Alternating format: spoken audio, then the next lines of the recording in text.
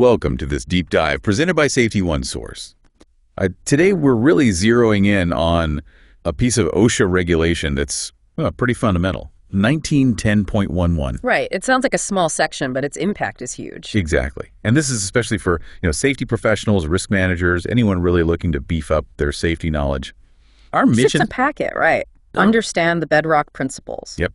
And our only source today is the text of 1910.11 itself. So, okay, let's get into it. Well, what's really interesting right off the bat is Section A. It basically says OSHA took all the federal safety and health standards that were already in effect back on April 28th, 1971, Okay. and just, boom, made them applicable much more broadly under the new OSHA Act. So they inherited a whole rule book, essentially. Pretty much. It wasn't starting from zero. They took established rules. That date, April 28, 1971, that's a really significant anchor point. Yeah, you can see how that sets the stage. OSHA didn't have to reinvent the wheel entirely. They leveraged existing federal rules. Correct. But then Section B adds a really important clarification, doesn't it? It wasn't just a wholesale copy-paste. No, not at all. And this is crucial. It says only the substantive rules relating to safety or health were adopted. Okay, substantive rules. What exactly are we talking about there? What does that mean in this context? Think of it as the core requirements, the actual, enforceable obligations employers have. Things like specific hazard controls, required protective measures, the must-dos for safety and health. Got it. So not the commentary around the rules or discussions about why the rule exists, just the rule itself. Precisely. It's about the fundamental duties. Anything else bundled in those original documents, background info, discussions, certain interpretations, was deliberately left out. And the standard even gives examples, which is helpful. It mentions when other parts of 1910, like section 1910.13 through .16, reference maritime standards, parts 1915 to 1918. Right, things covering ship repairing, longshoring, that sort of thing. It specifically says that any discussions in those parts about the Longshoremen's and Harbor Workers' Compensation Act or its penalties were not adopted. Why draw that line? Why is that important? Well, that Compensation Act is a completely separate law dealing with workers' comp for maritime workers.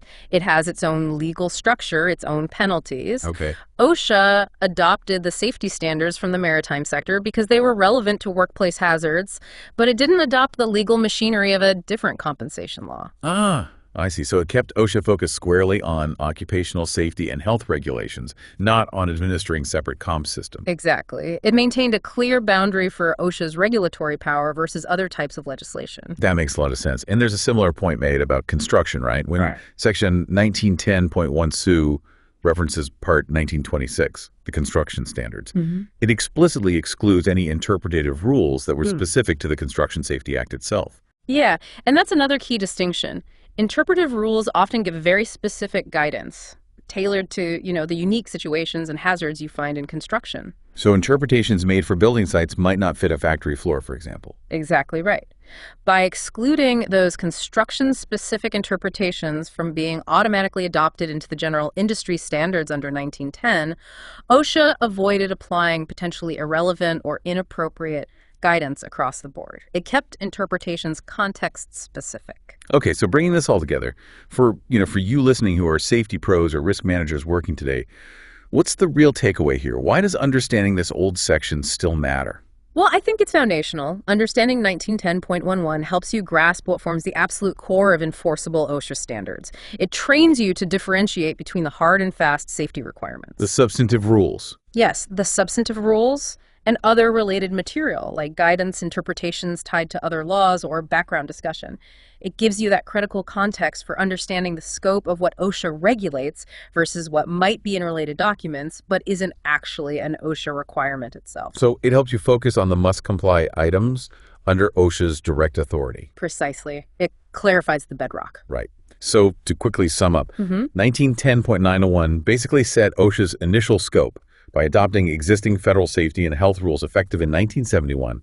But importantly, it only pulled in the substantive requirements, specifically leaving out things like Compensation Act details or certain industry-specific interpretations. Yeah, that's the gist. And maybe a final thought to leave folks with. Yeah. Consider how this original principle, this focus on core substantive safety and health rules, still plays out today. When you encounter standards that reference other documents or guidance, always ask yourself, what exactly is being incorporated here? Is it an enforceable rule under the Act, or is it something else, like background or guidance tied to a different context? That's a good point. Making that distinction is key for proper compliance and risk management, even now.